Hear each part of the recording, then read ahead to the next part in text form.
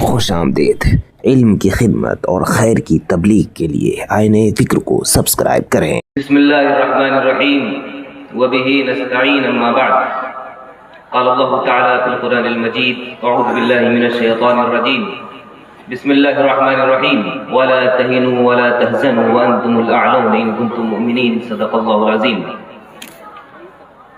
محترم بزرگوں، دوستوں، دینی بھائیوں اور پردہ نشیں ہماری ماں اور بہنوں، بہت دیر سے آپ حضرات دین کی اچھی اچھی باتیں سن رہی ہیں اور سن رہے ہیں۔ یہ ایک خوبصورت موقع ہے جب ہمارے اس علاقے میں اکابر علماء تشریف فرما ہے، بزرگان دین ہمارے علاقے میں تشریف فرما ہے۔ بلا شبہ اس میں جناب مولانا اسماعیل قاسمی صاحب کا بڑا رول ہے، آپ حضرات کا بھی بڑا کردار ہے کہ آپ حضرات یہاں سننے کے لیے جمع ہوئے ہیں۔ ہمارے مجاہد بھائی نے کہا کہ تعداد بہت معنی نہیں رکھتی ہے، یہ بات سچی ہے۔ یاد رکھیے، اسلام تعداد کو معیار بناتا بھی نہیں ہے۔ قرآن مجید میں اللہ تعالیٰ نے صاف صاف ارشاد فرمایا، کم من فئۃ قلیلۃ غلبت فئۃ کثیرۃ باذن اللہ۔ اس دنیا میں ایک بار نہیں، دو بار نہیں، سینکڑوں بار ایسا ہوا ہے جب چھوٹی چھوٹی جماعتوں نے بڑی بڑی جماعتوں کو شکست دی ہے۔ اس دنیا میں ہزاروں بار ایسا ہوا جب چند سرفرے لوگ اٹھے اور انہوں نے اس دنیا کے نقشے کو بدل دیا۔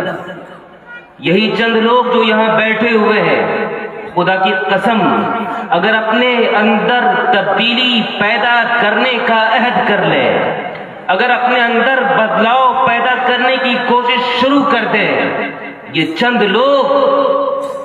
لوگ پوری دنیا کے لیے نمونہ بن سکتے ہیں۔ یہ چند لوگ پوری دنیا کے لیے نمونہ بن سکتے ہیں۔ بزرگوں اور بھائیوں، اللہ کے نبی حضرت محمد مصطفیٰ صلی اللہ علیہ وسلم نے ارشاد فرمایا، اے لوگو کن عالما، عالم بن کر کے زندگی گزارو۔ کیسی زندگی گزارو؟ عالم بن کر کے زندگی گزارو۔ اگر تم عالم بن کر کے زندگی نہیں گزار سکتے ہو، او متعلمہ، تو طالب علم بن کر کے زندگی گزارو، دین کے اسٹوڈنٹ بن کر کے زندگی گزارو، او متعلمہ۔ اور کیا کہا؟ تمہارے پاس وقت نہیں ہے کہ تم طالب علم بن کر کے زندگی گزار سکو تو سنو، اللہ کے نبی نے ارشاد فرمایا، او مستمعا۔ اگر علماء بات کرنے لگے، اگر علماء تمہاری آبادی میں آئے اور بات کرنے لگے، او مستمعا، تو علماء کی باتوں کو سنا کرو۔ اور اگر تمہارے پاس اس کے لیے بھی وقت نہیں ہے اور صحیح معنوں میں وقت نہیں ہے، تو اللہ کے نبی صلی اللہ علیہ وسلم نے ارشاد فرمایا، او محبا، دیکھو علماء سے محبت کرنے والے بن جاؤ۔ عالم بن جانا نہیں بن سکتے، طالب علم بن جانا نہیں بن سکتے، علماء کی باتوں کو سننے کی کوشش کرنا اور سننا یہ بھی نہیں ہو سکتا ہے، تو سنو۔ چوتھی چیز ہے او محبہ، علماء سے محبت کرنے والا بن جانا۔ اور آپ نے ارشاد فرمایا، ولا تکن خامسہ، دیکھو انہی چار میں سے کوئی ایک بن جانا، پانچواں مت بننا، پانچواں مت بننا۔ کون ہے پانچواں؟ اللہ کے نبی صلی اللہ علیہ وسلم نے ارشاد فرمایا، ولا تکن خامسہ، پانچواں مت بننا، انہی چار میں سے کوئی ایک بن جانا۔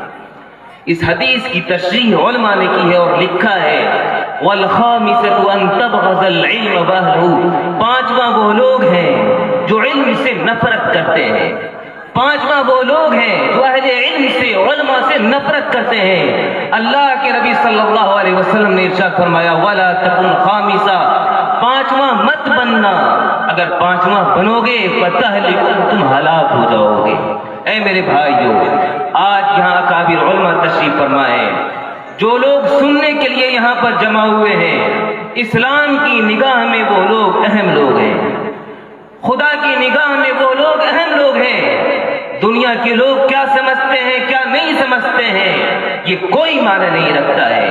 اس لیے چند چھوٹی چھوٹی باتیں ہیں، آپ اہم لوگ ہیں، توجہ کے ساتھ باتوں کو سنیے۔ جیسا کہ اعلان ہوا ہمارے قاضی صاحب یہاں تشریف فرما ہے، حضرت مولانا قاضی وسیع احمد قاسمی صاحب یہاں تشریف فرما ہے۔ اللہ تعالیٰ نے حضرت کو بے پناہ خوبیوں سے نوازا ہے، پورے ملک میں آپ بلائے جاتے ہیں۔ امارت شریعہ کے نائب قاضی تو ہیں ہی، آل انڈیا مسلم پرسنل لا بورڈ کے رکن بھی ہیں۔ آپ دارالعلوم الاسلامیہ جو امارت شریعہ کا مدرسہ ہے 600 بچے پڑھتے ہیں، اس کے سیکریٹری بھی ہیں۔ المعہد العالی کا نظام امارت شریعہ کے تحت چلتا ہے، 25 مفتی اور 25 قاضی ہر سال وہاں سے بنائے جاتے ہیں، آپ اس کے نائب صدر ہیں۔ اتنی عظیم شخصیت آپ کے علاقے میں تشریف فرما ہے، ہمارے پاس الفاظ نہیں ہیں کہ میں حضرت کو خوش آمدید کہنے کے لیے کسی الفاظ کا انتخاب کروں، یہی سیدھے سیدھے جملے میں اہلا و سہلا مرحبا ہم کہتے ہیں۔ اور آپ تمام حضرات سے گزارش کرتے ہیں کہ جو لوگ ادھر ادھر ٹہل رہے ہیں، جو لوگ ادھر ادھر گھوم رہے ہیں، وہ جلد از جلد جلسہ گاہ میں آ کر کے جگہ لے لیں، انشاءاللہ بہت قیمتی باتیں ہونے والی ہیں۔ ایک بات، ایک پیغام تو آج کا یہی ہے کہ 5واں مت بننا، اور 5واں کون لوگ ہیں؟ والخامسۃ ان تبغض العلم واہلہ، علم سے اور اہل علم سے کبھی بھی نفرت کو نہ پالنا۔ بزرگوں اور بھائیوں، آج اس دنیا میں بے انتہا تشویشناک صورتحال کا سامنا ہے۔ مسلمان ذہنی الجھن کے شکار ہوتے جا رہے ہیں، حالات کو دیکھ کر کے وہ مایوس ہو جاتے ہیں۔ یاد رکھیے یہ دنیا ہے، یہ جنت نہیں ہے۔ یہاں حالات آتے ہیں لیکن حالات کے آنے کا مطلب ہی یہی ہے کہ وہ حالات پھر بدل جائیں گے۔ دنیا میں حالات آتے ہیں اور آ کر چلے جاتے ہیں۔ کام کے لوگ حالات میں بھی اپنا کام کرتے ہیں، کام کے لوگ حالات کی پریشانیوں میں پریشان نہیں ہوتے ہیں، بلکہ اپنے سینے کو مضبوط کر کے آگے بڑھنے کی کوشش کرتے ہیں اور کہتے ہیں ان اللہ معنا، اللہ ہمارے ساتھ ہے، اللہ ہمارے ساتھ ہے۔ اے میرے بھائیوں، قرآن مجید میں اللہ تعالیٰ نے ارشاد فرمایا لا تقنطوا من رحمت اللہ کی رحمت سے مایوس ہرگز نہ ہونا، چاہے تمہارا سر بالکل ہی آخری پوزیشن میں ہو، تمہاری آخری سانس چل رہی ہو، لا تقنطوا من رحمت اللہ کی رحمت سے مایوس نہ ہونا۔ اس دنیا میں کئی بار ایسا ہوا، تاریکی چھا گئی، لوگوں نے سمجھا کہ امید کی اب کوئی کرن نہیں ہے، لیکن دنیا نے دیکھا، پھر امید کی شمع روشن ہوئی، اور دیکھتے ہی دیکھتے اس شمع سے پوری دنیا روشن ہو گئی۔ ایسے حالات میں بھی سینے کو مضبوط کر کے رکھنا، مستحکم کر کے رکھنا، کسی اور کی شان ہو یا نہ ہو یہ معلوم نہیں ہے، لیکن اہل ایمان کی شان ہی نہیں، اہل ایمان کی ذمہ داری نہیں۔ سنیے، اللہ کے نبی صلی اللہ علیہ وسلم پر مکی زندگی میں ظلم و ستم کے پہاڑ توڑے گئے۔ تفصیلات کا نہ موقع ہے نہ اس کی ضرورت ہے۔ اتنے پہاڑ توڑے گئے کہ آپ صلی اللہ علیہ وسلم کو مکہ چھوڑنا پڑا، آپ ہجرت کر کے مدینہ منورہ تشریف لے جا رہے ہیں۔ ظاہر ہے اللہ کے نبی صلی اللہ علیہ وسلم ہجرت کر کے مدینہ تشریف لے جا رہے ہیں، پیچھے لوگ لگے ہوئے ہیں، بہت سے لوگ پیچھے لگے ہوئے ہیں، لیکن ایک شخص ہے سراقہ ابن مالک، وہ اللہ کے نبی صلی اللہ علیہ وسلم کے پیچھے لگا، اور اس طرح پیچھے لگا کہ وہ آپ صلی اللہ علیہ وسلم کے قریب پہنچ گیا۔ اللہ کا کرنا ایسا کہ جب وہ شخص آپ کے قریب پہنچا، اس کا گھوڑا بار بار پھنس جا رہا تھا۔ میں کسی بزرگ کا واقعہ نہیں بیان کر رہا ہوں، میں اللہ کے نبی حضرت محمد مصطفیٰ صلی اللہ علیہ وسلم کا واقعہ بیان کر رہا ہوں۔ اس کا وہ گھوڑا دھس جا رہا تھا۔ کئی بار ایسا ہوا، بالآخر اللہ کے نبی صلی اللہ علیہ وسلم کی نظر پڑ گئی، انہوں نے بھی معاملے کو سمجھ لیا کہ یہ معاملہ ویسا نہیں ہے جیسا ہم سمجھ رہے ہیں، چنانچہ وہ شخص گریہ و زاری کرنے لگا۔ آپ صلی اللہ علیہ وسلم سے رحم کی بھیک مانگنے لگا۔ آپ صلی اللہ علیہ وسلم نے فرمایا دیکھو تم تحفہ دے رہے ہو، یہ تحفہ تو ہمیں نہیں چاہیے، لیکن جاؤ اپنے بات کسی کو بتانا نہیں، تم کسی کو بتانا نہیں اس راستے کا کہ تم نے محمد صلی اللہ علیہ وسلم کو دیکھ لیا ہے۔ چنانچہ سراقہ وہاں سے نکلنے لگا۔ آپ صلی اللہ علیہ وسلم نے فرمایا سراقہ حالات کتنے خراب ہیں وہ دیکھیے۔ آپ صلی اللہ علیہ وسلم نے فرمایا سراقہ اس وقت کو یاد کرو جب کسرا کے کنگن تمہارے ہاتھوں میں ہوں گے۔ کسرا کے کنگن۔ سراقہ چونک گیا، یہ کیسی بات؟ تھرتھراتا ہوا کہا ہے اللہ کے نبی آپ کس کسرا کی بات کر رہے ہیں؟ کیا کسرا ابن ہرمز کی بات کر رہے ہیں جو بادشاہ ہے؟ آپ نے فرمایا ہاں اس وقت کو یاد کرو جب کسرا کے کنگن تمہارے ہاتھوں میں ہوں گے۔ وہ شخص چلا گیا، بات آئی گئی، ختم ہو گئی۔ اے میرے بھائیوں ایک وقت آیا جب حضرت عمر فاروق رضی اللہ عنہ کے زمانے میں کسرا کا پورا علاقہ فتح ہوا اور وہ کنگن مال غنیمت میں آیا۔ حضرت عمر فاروق رضی اللہ عنہ نے سراقہ کو بلایا اور کہا سراقہ یہ ہے کنگن، اسے پہنو، یہ کنگن ہے اسے پہنو، اور میں تمہیں یہ کنگن اس لیے پہنا رہا ہوں کہ اللہ کے نبی صلی اللہ علیہ وسلم نے تم سے کہا تھا ایک وقت آئے گا جب کسرا کے کنگن تمہارے ہاتھوں میں ہوں گے۔ دیکھیے حالات کتنے نازک ہیں۔ ایسے حالات میں اللہ کے نبی صلی اللہ علیہ وسلم نے سیدھا سیدھا حوصلے کی بات کی اور اس مضبوطی کے ساتھ اپنے مشن پر مضبوط رہے اور اس مشن کو اختیار کیا اور مشن پر لگے کہ وہ وقت آیا جب کسرا کے کنگن اس کے ہاتھ میں رہے۔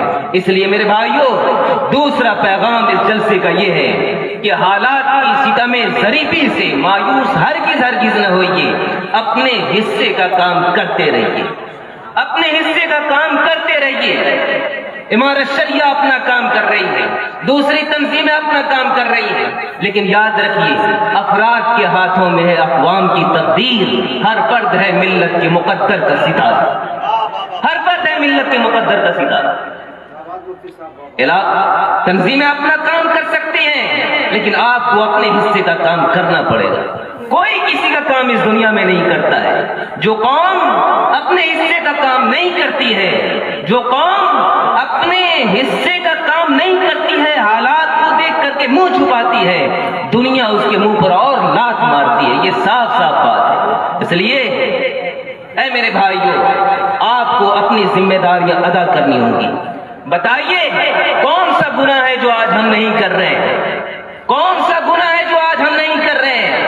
نماز تو فرض ہے، رہنے دیجئے، اس کو بھی ہم ادا نہیں کر رہے۔ روزہ ہم صحیح سے ادا نہیں کر رہے، زکوٰۃ ہم ادا نہیں کر رہے، ہماری مائیں اور بہنیں بے پردہ گھوم رہی ہیں، جھوٹ ہم بولتے ہیں، شراب ہم پیتے ہیں۔ ہمارا نوجوان طبقہ جو کسی بھی قوم کا سرمایہ ہوتا ہے، ان کے پاس ہفتے میں ایک دن جمعہ کی نماز پڑھنے کے لیے وقت ملتا ہے اور اس میں بھی اتنا وقت نہیں ملتا کہ وہ 4 رکعت سنت ادا کر سکے جو سنت موقدہ ہے۔ اے میرے بھائیو جب حالات اتنے خراب ہو جائیں گے، جب قوم کے افراد ہم اور آپ اتنے بگڑ جائیں گے تو بتائیے اللہ کا عذاب نازل ہوگا کہ نہیں ہوگا؟ اس لیے اگر آپ چاہتے ہیں کہ حالات صحیح ہوں تو ایک طرف جہاں اللہ کی رحمت سے مایوس نہ ہونے کی ضرورت ہے، وہیں اپنے حصے کے کام کرنے کی بھی ضرورت ہے، اپنے اندر بدلاؤ پیدا کرنے کی ضرورت ہے۔ اس لیے میرے بھائیوں دوسرا پیغام اس جلسے کا یہ ہے کہ ہم مسلمان بننے کی صحیح معنوں میں کوشش کریں اور اپنی زندگی کو اسلام کے مطابق گزارنے کی کوشش کریں۔ یہ دوسرا سب سے بڑا پیغام۔ تیسرا پیغام علم حاصل کریں۔ تفصیل سے بات آ گئی، یاد رکھیے آج دنیا 150 سال پہلے تقریباً 200 سال پہلے اس نتیجے پر پہنچی ہے کہ علم حاصل کرنا انسان کا رائٹ ہے، انسان کا حق ہے۔ آج پہنچی ہے دنیا 100 سال پہلے۔ اللہ کے نبی صلی اللہ علیہ وسلم نے 100 سال پہلے نہیں تقریباً 1450 سال پہلے فرمایا تھا طلب العلم فریضۃ علی کل مسلم۔ علم حاصل کرنا حق نہیں ہے، فرض ہے، فرض۔ ذمہ داری. کیا مطلب ہے اس کا؟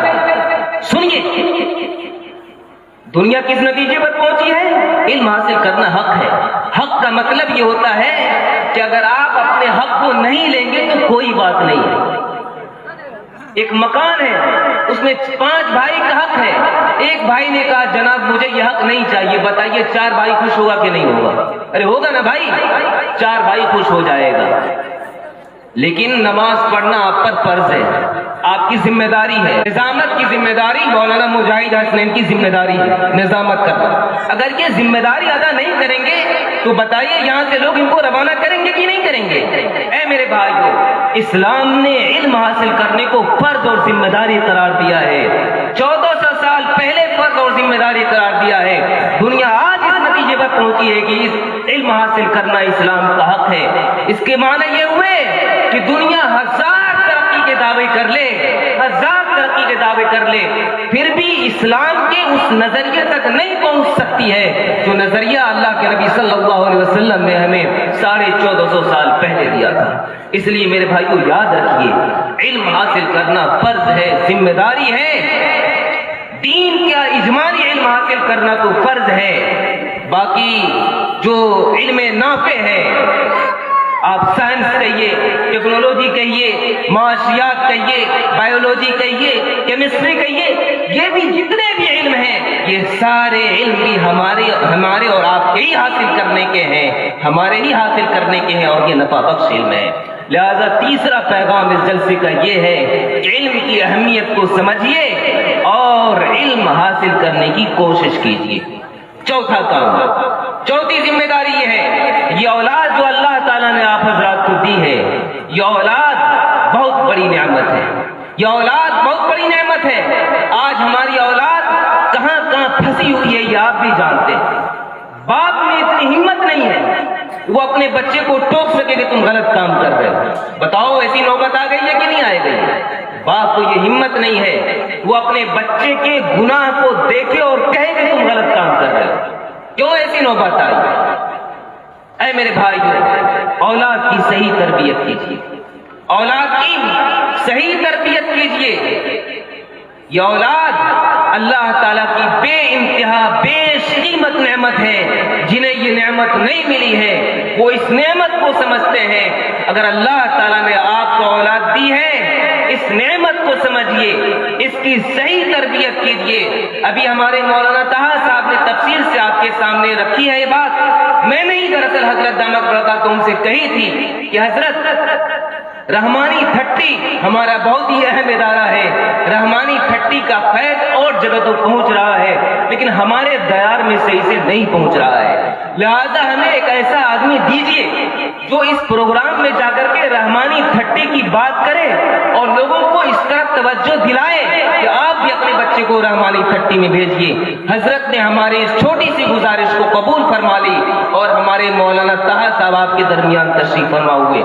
لیکن کیا کیجئے گا، وہ شعلہ شوق کا سینے میں مشتعل نہ رہا، تیری نظر نہ رہی وہ میرا دل نہ رہا.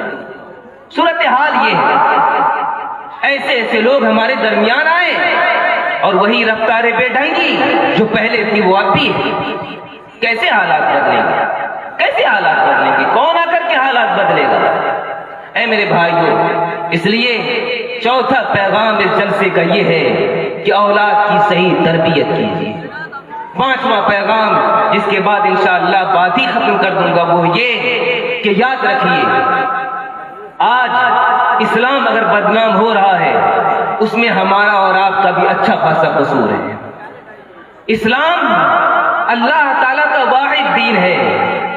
اللہ تعالیٰ کا یہی وہ دین ہے جس پر چل کر کے زندگی کی راہ کو طے کیا جا سکتا ہے. یہی وہ مذہب ہے جو خدا تک پہنچنے کا واحد ذریعہ ہے. لیکن ہمارے اخلاق و کردار کے نتیجے میں، ہمارے اخلاق و کردار بلکہ بد اخلاقی کے نتیجے میں ہمارا مذہب بدنام ہوتا جا رہا ہے. یاد رکھیے، تفصیل سے میں بات نہیں کرنا چاہتا ہوں لیکن اتنی بات سمجھ لیجئے، اسلام کی تعلیمات کیا ہیں اسے لوگ کتابوں میں نہیں پڑھ رہے ہیں. حدیث میں تو بہت اچھی اچھی باتیں لکھی ہوئی ہیں، قرآن میں تو بہت صاف صاف باتیں باتیں لکھی ہوئی ہیں، لیکن کون ہے جو قرآن اور حدیث میں جا کر کے اسلام کو سمجھنا چاہتا ہے؟ نہیں، دنیا کے لوگ اسلام کو ہمارے اور آپ کے کردار سے سمجھنا چاہتے ہیں، ہمارے اور آپ کے طور طریقے سے سمجھنا چاہتے ہیں۔ ہم جب جھوٹ بولتے ہیں لوگ یہ سمجھتے ہیں ایسے ہی ہوتے ہیں اور اسلام یہی تعلیم دیتا ہے۔ ہم جب مکاری کرتے ہیں لوگ یہ سمجھتے ہیں کہ اسلام یہی تعلیم دیتا ہے۔ جب ہم گناہوں میں ملوث ہوتے ہیں، موبائل میں ٹائم پاس کرتے ہیں، دوستوں کے ساتھ بیٹھ کر کے بکواس کرتے ہیں، فضول خرچی اور شادی بیاہ کے نام پر پیسے اڑاتے ہیں، لوگ یہ سمجھتے ہیں کہ اسلام ایسی ہی تعلیم دیتا ہے تو مسلمان ایسا ہے۔ اے میرے بھائیوں، لوگ اسلام کو ہمارے اور آپ کے کردار سے سمجھنا چاہتے ہیں۔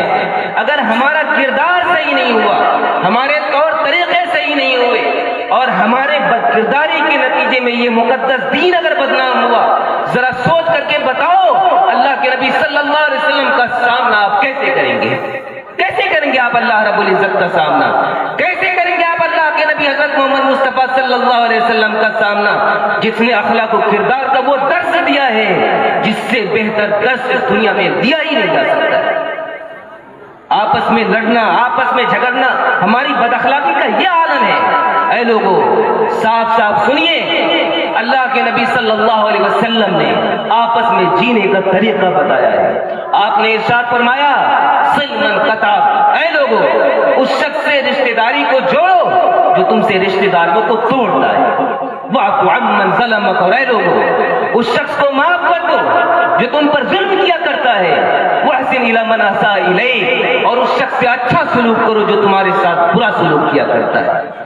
جینے کا یہ وہ طریقہ ہے جسے اگر سماج میں برت لیا جائے، خدا کی قسم سماج سے خیر ہی خیر ظاہر ہوگا۔